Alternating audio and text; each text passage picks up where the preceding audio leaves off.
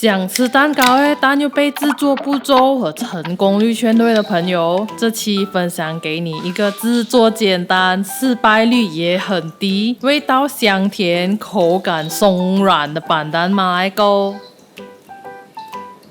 大家好，我是小妍，欢迎收看我的爱心食谱。我们开始制作吧。我们先来准备板蛋汁，一般上要用来打汁的，我们选嫩叶会比较保守，因为有一些品种的板蛋老叶打成汁后会有很重的苦味哦。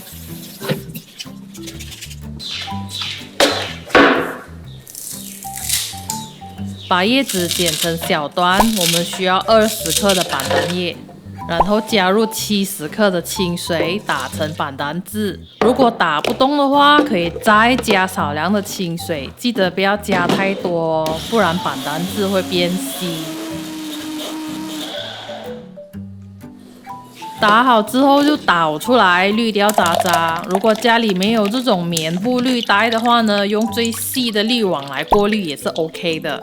我们只需要用到50克的板蛋汁，然后加入150克的蛋奶，也可以用椰浆来代替。不过用椰浆制作的糕点不耐收藏，建议在2天内吃完哦。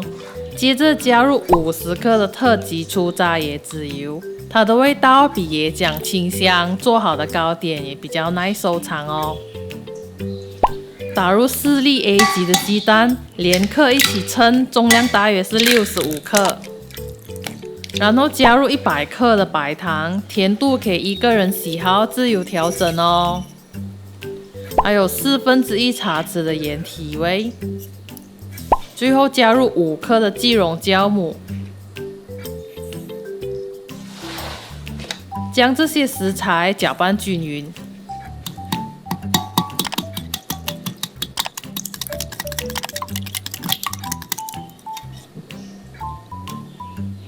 搅拌均匀后，才加入200克的中筋面粉，继续搅拌给它均匀。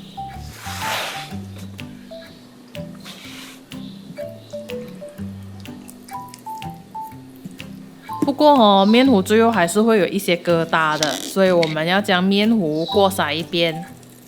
要过筛进大一点的容器哦，因为面糊发酵后呢会胀1杯左右。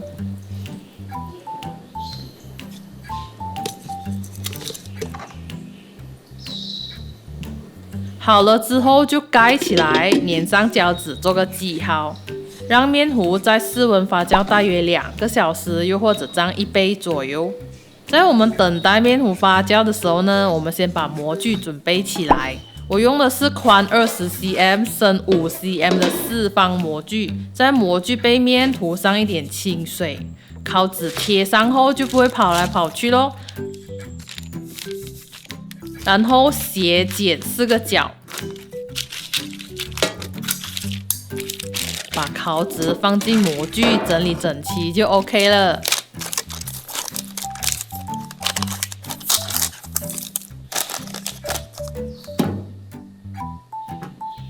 在面糊发酵到顶点时，我们才来预热蒸笼。记得要在锅子里倒入足够的水哦，不然全程大火会烧干锅子的哦。然后把5克的泡打粉过筛进发酵好的面糊里，搅拌均匀。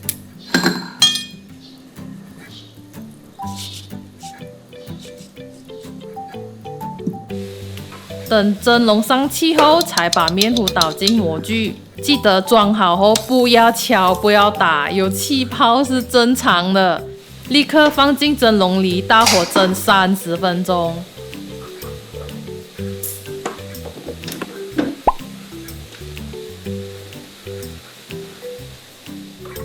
蒸好后，关火等5分钟才开盖哦。